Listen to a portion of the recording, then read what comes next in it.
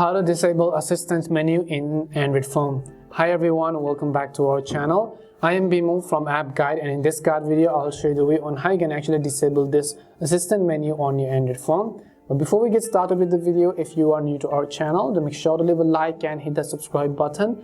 Without any further ado or delay, let us get started with today's video. So if you want to actually disable the assistant menu, which is just like this on your Android phone, it's very simple. You might have mistakenly or accidentally enabled them. Now you can just go ahead and disable them by default. One thing you can do is you can go to menu settings by just looking for the menu settings after opening the pop-up over here. Or if you don't, then there's also another solution that you can do, and that is the simple launch the settings app. Once you launch settings app, you have a look for the accessibility option. Now assistant menu usually just lies within the accessibility of any Android smartphone, so just look for accessibility. Once you go to accessibility, you'll be able to see all these sorts of various options. Now you can go to interaction and dexterity over here.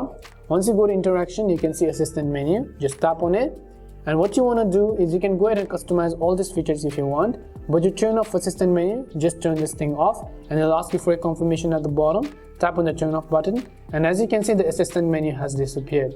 Or if you don't find it, then what you can also do is after you turn it on, let's say you don't find it within the setting, in that case you can also simply use the search box over here and then type in assistant or anything as similar as that. Once you type in assistant or anything, you can see assistant menu over here. Tap on it again and make sure to just turn it off just like that.